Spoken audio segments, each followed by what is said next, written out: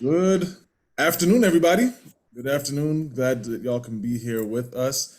If you can, just mute your mics just in case there's a whole bunch of stuff in the background. You might hear something. There's a few other people that are on their way in. I'm letting them in right now. Probably got about 4 or 5 more people that should be jumping in. Hey, welcome. Thank you for being here. Thank you for jumping on the Zoom call that will be trying to teach some things about how to eat healthy, admitting somebody else also. Admit, admit. I should get an assistant. Who want to be my assistant?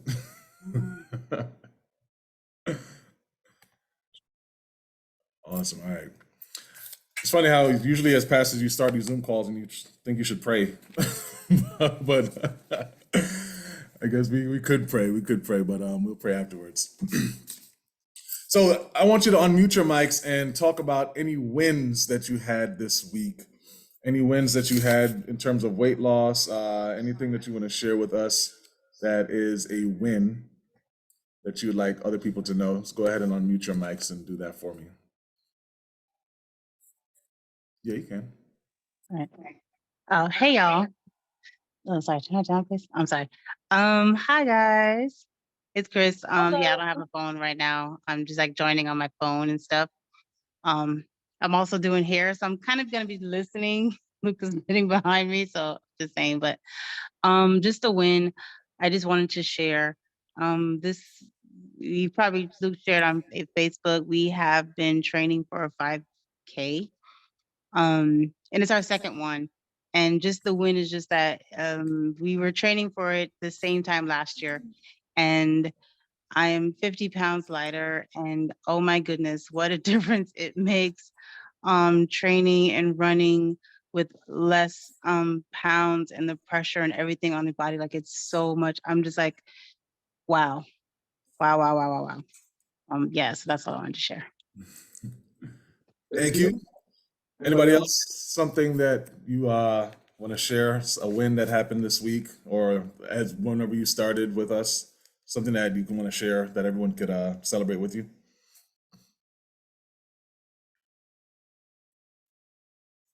Well, yeah, I'm definitely eating better, which has been good. Like for me, just seeing myself develop has been good.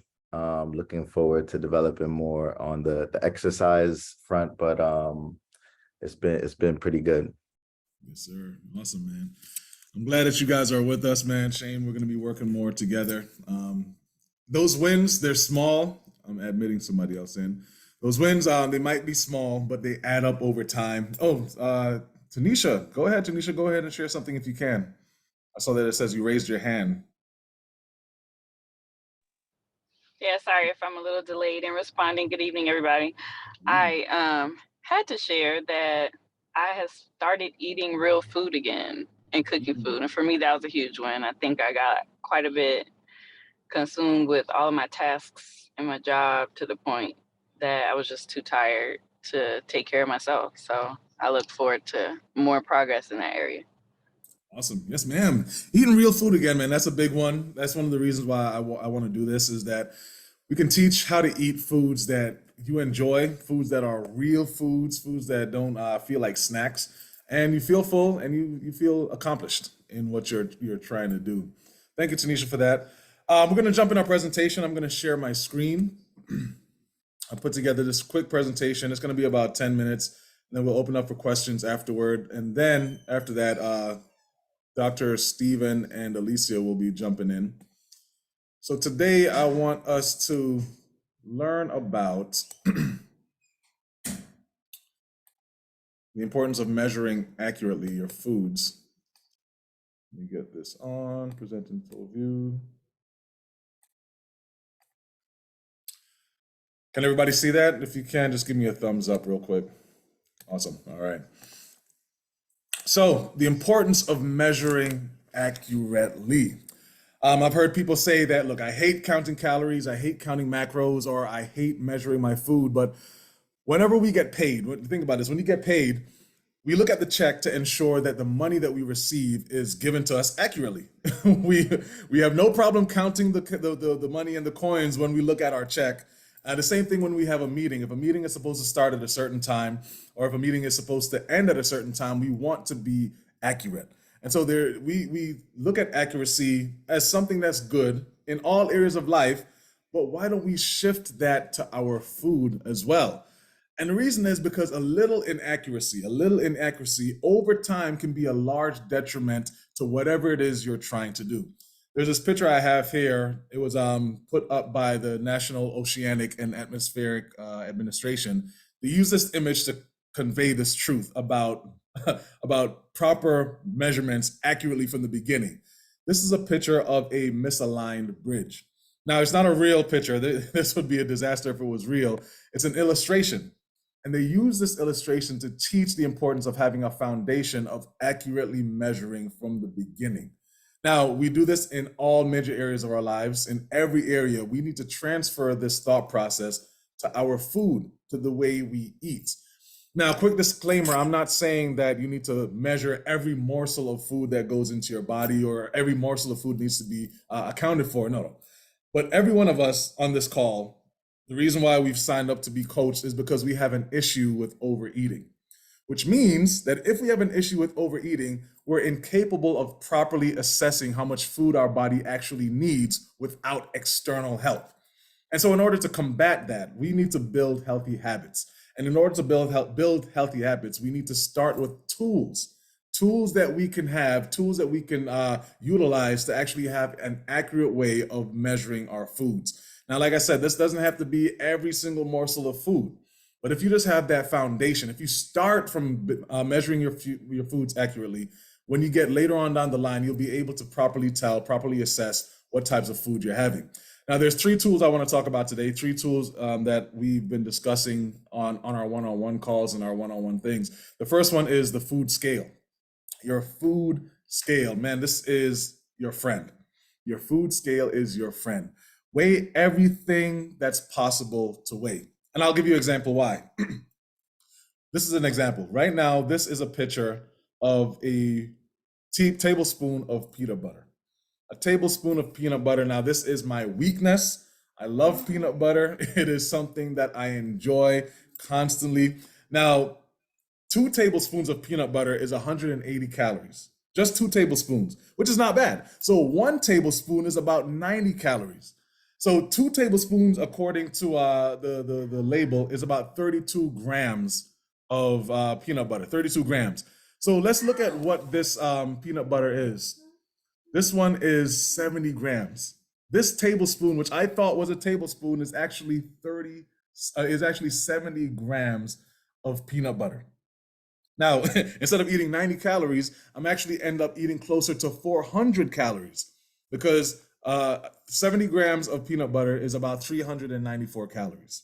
So what I thought was 1 tablespoon, what I thought was 90 grams, what was 90 calories, turned out to be 70 grams, which turns out to be 400 calories. And knowing me, I'm not eating 1 tablespoon of peanut butter. I most likely will eat 2 because according to the serving size, 2 tablespoons is 180 calories. So I'm going to eat 2, when in fact, instead of eating 180 calories, I end up eating about 900, 800 calories. And now this puts me over my calorie allotment by about 1,000. And so now when it's time for the Saturday weigh-in, I look at my scale, my weight has gone up. I don't know why. I only had 2 tablespoons of peanut butter when in fact I probably had 6 tablespoons. And this is why accurately measuring is extremely important. What we think we're eating, we need to make sure we're eating the right amount of food, especially when it comes to condiments. Condiments like salad dressings, those are the things that'll put you over your calories by easily 500. Things like mayonnaise, things like peanut butter. So be very accurate when it comes to measuring your foods. Now, there are some other things about measurements that we may not know. There are certain things like carbs, oatmeal, bulgur, all these things. These are some tips that I would like to share with you guys. Weigh rice, oatmeal, and other carbs after it's cooked. After it's cooked. And when it comes to weighing meats, weigh your meats before they're cooked. The reason for this is because when the oatmeal, like carbs or rice, 1 cup of an uncooked thing of rice turns into 2 cups cooked. So if you're weighing 1 cup of rice and you put that in your diary and say, I only had 1 cup of rice today, and you measured it before you cooked it, actually that 1 cup of rice turns into 2 cups of rice. So what you think you're eating, you're not actually eating. You're actually eating a lot more than what you think if you're not weighing correctly. So things like rice, oatmeals, and other carbs, weigh them after it is cooked. Now with meat, you can weigh them before it's cooked. And this is very important because when it's weigh-in time on Saturdays and we check in and you look at the scale and your numbers have gone up and you're wondering, I only ate 1 cup of rice, I only had 1 tablespoon of peanut butter, I only did this. If we're not weighing correctly, it's quite possible that you're over your calories easily by 1,000 calories. And that stalls your weight loss and derails everything that you've worked so hard for. The next tool in our box, the first tool is the food scale. Please utilize your food scale. The next tool in our box is the MyFitnessPal or a food diary app. There needs to be a way to track your calories that you're consuming. And my MyFitnessPal or other food diaries, I know Fitbit has one. There's other apps as well. These apps are very good for tracking how many foods you eat over the days and over the weeks. Look, it's not enough to know that 1 or 2 tablespoons of peanut butter is 180 calories. You also need to know how much it adds up with your breakfast, along with your lunches, along with your dinner. So if I had breakfast and lunch, and I see that I only have 400 calories left in my day, this enables me to now make the right choices. If I only have 400 calories left for the day after lunch and breakfast, now I know how much I need to eat or how much I need to not eat in order to stay within my calorie allotment for the day. So we do this with finances all the time. We check to see what our budget is. We check to see how much money we can spend. That same mindset needs to be shifted to our food. We need to look at the amount of calories we have for the day and then budget them wisely throughout our day as we eat. If you know that you're going to spend a little bit more calories, you're going to spend some more calories at dinner, then save some from breakfast. If you know you're going to spend more calories at breakfast, then you may have to save some of the food that you're going to eat in the evening and save those calories for your breakfast meal. Budget out your calories, and these food diary apps actually help you with that thing. So now one example is I have a problem with snacking at night. I'm always snacking at night, and sometimes I'll fall asleep on the couch with Crystal while we're watching a movie, and the couch is in my living room. And sometimes I'll wake up at 2 o'clock in the morning and like a zombie, I just head to the fridge or I head to the pantry to get something. But what's good is that it doesn't derail my process because I measure out my calories throughout the day because most likely I know I'm going to eat something at night. And so I leave that allotment, I leave room in my calorie budget by looking at my food diary app so that I know what I can eat when I wake up in the night. And I'm working on that. I'm working on it.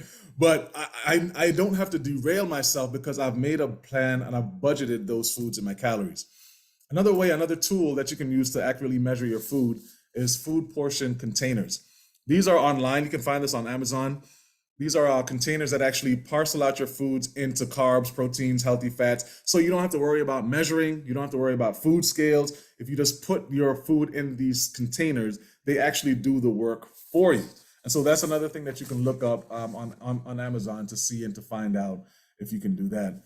And I have a last tip here before we get into the questions. Restaurant tips. When you're at restaurants, it's very hard to know what portions you're doing. It's very hard to accurately measure what you're eating. And so these are some tips for restaurants. Stick to meat and vegetable items. We just came from Ruby Tuesday, and what I did was I got the salad bar and then I got tilapia. I filled up on vegetables and then I ate the meat, and I'm pretty sure my calories were under 600. That's one of the tips you can do. Another tip is eat half of what you've been given. Every country in the world marvels at the size of American portions in their foods. And so we think that we're getting a normal size portion. You're getting twice what the world is getting. So one of the ways that you can do that is just eat half of what you've been given. A trick I saw my mother-in-law do the other day: order from the kids menu. Don't be ashamed. There's no shame in the game of weight loss. Order from the kids menu. They get smaller portions. And actually that portion is probably more accurate to what we actually need to eat. And last, which is kind of hardcore, but I've seen this done, bring your scale to the restaurant. Don't be afraid to pull out the scale and weigh the chicken when he brings it in. See what you're going to eat and then cut off the portions that you should not eat. I've seen people do that. If you're really serious about it, you might have to take this approach. But there are ways to accurately measure what you're eating so that you are not going over your calories, so that you're under budget and you're able to drop that fat and lose the weight. At this time, we're going to open it up for any questions on this section. Any questions anybody has? Before Mr. Garnett, or Dr. Garnett and Dr. Alicia come in. Any questions from anybody?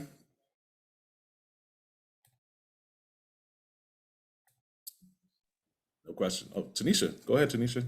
Yeah.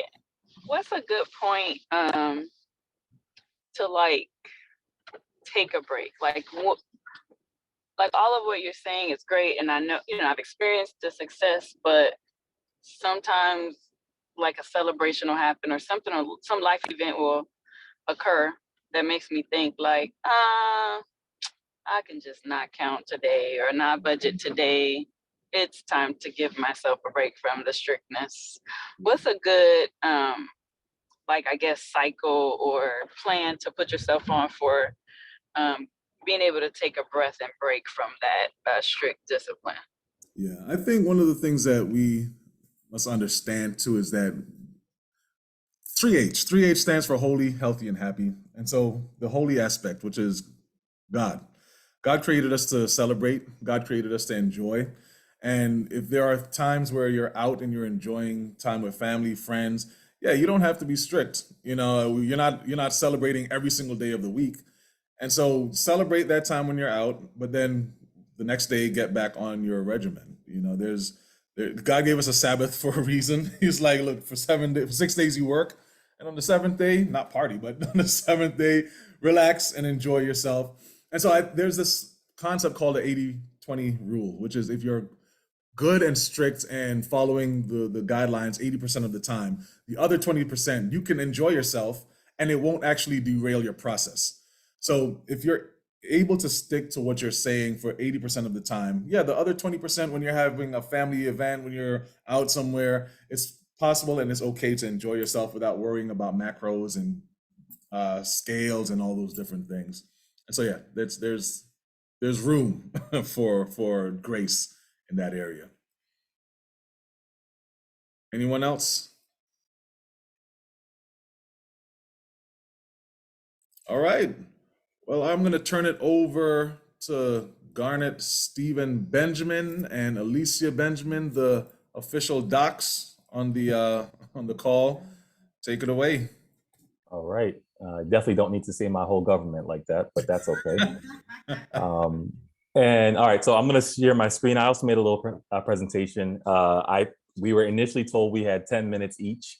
Now I'm finding out we got 5 minutes each. So bear with me, y'all. And I didn't pay for the full thing, so it's going to cut off at 7:40. And I also think you disabled screen sharing. Oh, I did? Yeah. Let's see, how do I do that? You can try now. Are you good? Yep, there we go. All right. So I'm going to share this. All right, everyone can see this? Not yet, it's good. Yep. All right. So quick thing, macronutrients and micronutrients. We heard Luke talk about weighing your food, and in order to like weigh your food, you have to understand, what are you weighing? Why are you weighing them? What matters? Like, what should you weigh? What should you eat more of? And this will help break that down. So the large and small of it, I don't know if anyone's heard that term, the long and short of it. So just to give a little mnemonic here for you to remember, the large and small of it is macro is large and micro is small. So macronutrients, you need a large amount of those things to support normal daily functioning. And then micronutrients, you need a much smaller amount. So macronutrients are things like, they're important because they're broken down to produce energy. That's the main thing that makes macronutrients important, is when your body takes them in, it breaks them down to smaller portions and then goes into, if anyone remembers from chemistry in high school, glycolysis or any of the other forms of breakdowns to create ATP, the powerhouse of the cell. So that's why they're important. So those are broken down into things like carbohydrates, which are your sugars and your starches, proteins, which are your amino acids, things like that, and then fats or lipids. Another not very well spoken about macronutrient is water. It doesn't have a caloric intake or caloric balance, but 60% of us is made up of water, and you need water for all of the other processes in your body to go through, and you need a large amount of water. So that's why it's considered a macronutrient. So carbs can be broken down into really three main areas. You have the simple carbs. That's things like sugar, straight sugar, like candy, fruits, fruit juices, corn syrup, which is in almost every soda you drink nowadays. And then you have your complex carbs. That's either 2 or more sugars together. Those are oligosaccharides, as they're called, which you find those in milk, dairy products, pasta, and then polysaccharides, which are usually longer than that. They're more than 10. You find those things in starches and glycogen. Starches in like vegetables, potatoes, things like that are high in starch. And then fiber, which is also found in fruits and grains and stuff like that. That's made up of cellulose, pectin, and bran. So those are the aspects that make up carbohydrates. So simple carbs, your body immediately turns them into energy. So those are, if you overeat those, that can help increase fat much quicker. Complex carbs are kind of what you want to stick mainly in. And then fiber is very good for gut health. And also since it's not digestible, they don't really increase your caloric intake. Protein is the other macronutrient. It's made up of amino acids. There are 20 amino acids that you need to know about, but 9 of them specifically you can't make. So that's where the essential versus not essential amino acids come in. So this is really important for people who are vegans and vegetarians. Essential amino acids are usually only found in animal products, because animal meats have those amino acids in them. So if you're a vegan or a vegetarian, you have to be very careful that you're actually supplementing those, because your body can't make them. So you need them in order to build proper protein. All of us are trying to be healthy and lose weight or gain muscle. Either way, we need those amino acids to move forward. And just a quick tidbit, gluten, if anyone has gluten sensitivity, gluten's not a carb. Everyone thinks I can't eat bread because of gluten. Yes, but it's the protein in gluten. It's not a carb. So that is just something to, a little tidbit to hold on to. And here's a list if anyone needs or would like to have them in the PowerPoint later. This is a list of the essential and non-essential amino acids. The next is the fats. We have 4 different types of fats. You have triglycerides, which is a very common fat. You find them in things like donuts and candy, all that stuff. Fatty acids, that's another aspect of the fatty acids though, but you'll notice that if you're looking on the back of nutrition labels, you'll see saturated fats, unsaturated fats, trans fats, and everything like that. So another quick tip, if the reason trans fats are bad is because studies have shown that an increase in trans fat have a significant risk on cardiovascular health. So things like heart attacks are linked to increased trans fats. And then omega-3 and omega-6 are essential fatty acids because we can't make them like the other fats. And you find those in things like fish, mainly fish. That's mainly the only place you find them. And cholesterol is another form of fat. Your body makes its own, so you don't need extra. So please don't try to stuff yourself with cholesterol. You don't need more of it. And then phospholipids, that's what makes up the barriers of your cell. So your body needs these things. So when people say, oh, have no fats in your diet, fats are important. Your body needs them. So you just have to be careful with how much you're eating. And then we get to micronutrients. So as I said before, micronutrients, you don't need a large amount of them, but that doesn't make them less important. Your micronutrients are used by enzymes in your bodies. Enzymes are special proteins that help your body do all of the functions. Every single function your body does is usually done by an enzyme-based reaction. And vitamins and minerals are necessary for the enzymes to work. So they maintain your electrolyte balance. They get rid of free radicals. People sometimes are scared about free radicals in burnt meat or things like that. The vitamins help to reduce that. There are 13 vitamins. They're the B complex vitamins. That's the ones that we mostly know about. And then vitamin C, A, D, E, and K. And then minerals. You have either major or trace minerals. Major minerals, it means that you need more than 100 milligrams daily of it, and trace, you need less than 100 milligrams. So this is a huge topic. So you're definitely going to need to, if you want to know more about it, there's a lot of great tools out there. One really, really good tool is dietaryguidelines.gov. If you go there, you can type this link in, or you can click on it if you get this. They have like 194 pages just teaching you the proper micronutrient breakdown you need, the proper micronutrient breakdown you need. They have for babies, for toddlers, for adults. If you look on this screen here, this one is, let me see if I can, oh, nope, that's the wrong way. Let me see if I can bring it up. Okay. All right, there we go. So if you look at this, it gives you a little breakdown on, you know, for your age, for your gender, how much the average person needs. And then they give you a protein breakdown of how much grams of protein you need, what percentage of your diet that should be. So it's a very good tool in there. So that's a great tool for anyone if they need it. And I believe that is more than my time. So like, we'll have to get questions after Alicia is done. So I'll stop sharing my screen now. There we go. All right, I'll let Alicia jump in to talk about BMI. All right, guys.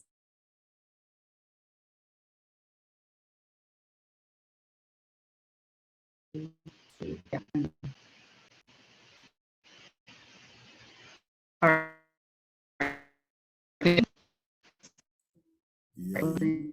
you are breaking up big time. Oh, it's choppy. Oh, okay. I think you're okay now. I think you're. Yeah.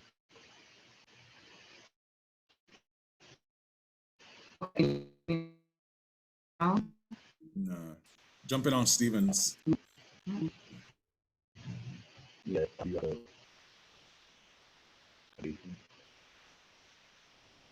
Let me take my earphones.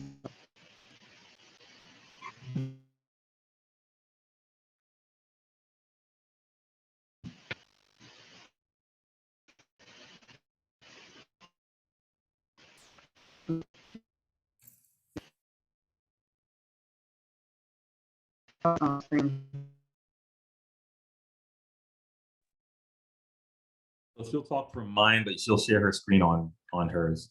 Okay.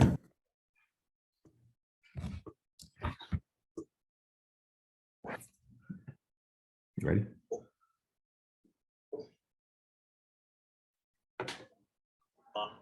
So here, I'll just jump in here. I don't need that. Here, I'll just use it. All right, guys. So talking about just BMI, I had a couple of slides for you, but I'm sure you can just go ahead and go online and just type in BMI charts and things like that. In a nutshell, BMI is an indication of your body fat compared to your actual height or composition. It is used as an indicator to assess your risk factors for certain weight-related diseases such as high blood pressure, diabetes, high cholesterol. It is a good indicator overall. However, it is not set in stone because everyone's body is different, and it does not take into account the differences between weight in regards to fat versus weight in regards to muscle mass. And so that's very important. So if you had a 200-pound person and their body fat percentage was way more than someone else who had the same weight, 200 pounds, and they had less body fat percentage, the BMI does not take that into account. And so what you should do is you can look at your BMI to assess your overall risk factors for developing certain diseases. But it is very important for you to focus more so on how you're actually transforming body fat into possible muscle. Not everyone is going to want to gain a lot of muscle, but your average body fat percentage is in between, I would say, 17% and 25% of your body fat percentage will be a good indicator that you are in a fairly fit realm of health. Now, for athletes, their body fat percentage is usually around 14 to 20%, and that is around mostly the average person. For women, it's going to be a little bit different. Our bodies are built differently because we have different functions. One of those is for childbearing, and so we tend to hold on to a little bit more fat than our male counterparts. The other difference is that men tend to have a lot more muscle mass naturally than a woman. And so for the women who are out here to gain weight with muscle mass, when you start to work out, it's not going to, you're not going to bulk up too much as a man would, and a whole nother topic and so on and so forth. So as you're going on this journey to eat better and exercise better, try not to focus too much on BMI, but you can use it as an indicator for your overall health. 25 and, well, between 17 and 25 will be considered fairly fit and healthy. Anything above 25, you're putting yourself at risk to be overweight or obese or morbidly obese. Sweet. Well, look at that. All right, just a quick, one more quick point will be obesity will be considered 30 BMI and above.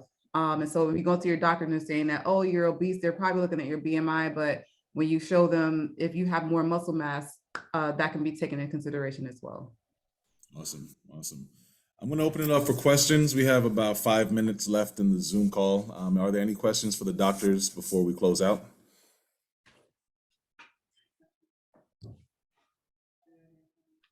Crystal. Yes. Tanisha, go ahead. Is that Tisha? Oh, hi, sorry, Chris. Question, I'm seeing the whole thing with the micronutrients and the macro.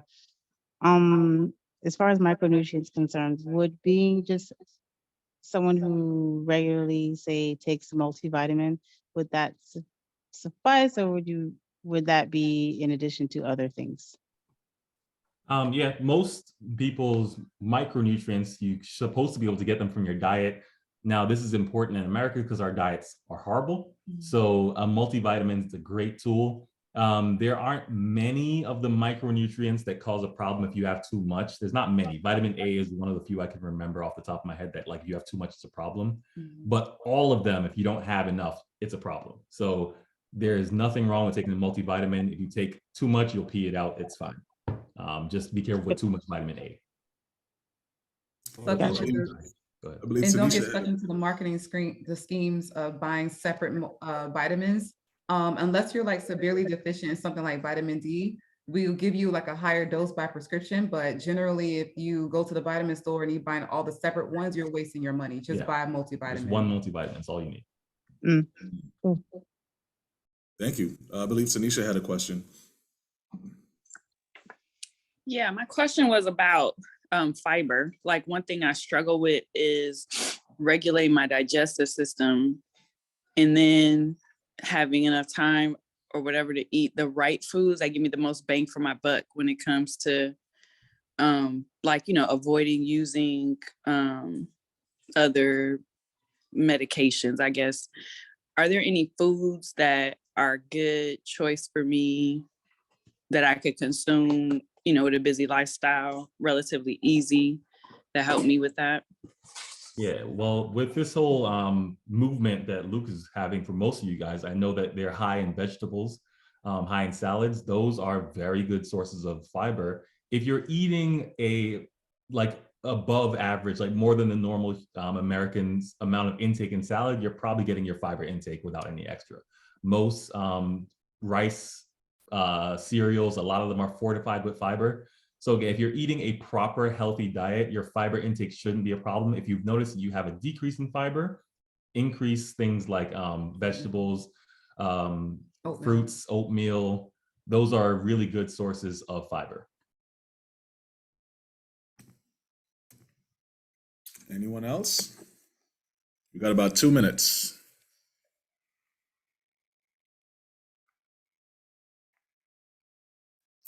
All right, any parting words, docs, before we close out? Yeah, well, congratulations for you guys joining this team. I'm happy for y'all, but we've been rooting for you guys all along. Just keep going. Don't worry about the numbers. Just focus on your health, focus on fitness, focus on God, focus on not how you feel like your just your physical body, but how you feel internally, because that's what's most important. I see people all day coaching them about their health, and I think the most important is how you're actually being able to stay fit, stay on your goals, stay consistent. Yes. Yeah. And I just to piggyback off of that, like, the numbers thing is very big. A lot of times you're trying to do this and you step on the scale and you're heavier than you were the day before, and you're like, oh my gosh, it's ridiculous. Good thing to remember, you're building muscle if you're doing this properly. Muscle is heavier than fat. So sometimes that number might go up, but you're actually healthier. So like Alicia was saying, focus on how you're feeling. How does it feel to run that mile? Is it feeling way easier? How does it feel to walk that mile? How do you feel after you eat? Are you not as bloated as you normally are? Focus on those things instead. And then in time, the numbers will start to match up. Perfect. Thank you, guys. Just remember, I'm going to be sending out the check-ins for tomorrow. So I'm going to send them out to your emails, fill them out, send them all to me. The next Zoom will be, I think, the third Friday of next month. We'll probably either get the Benjamins back or some other professionals to join in. So continue to do it. Keep pushing. You guys are doing awesome. God bless everybody. Bye.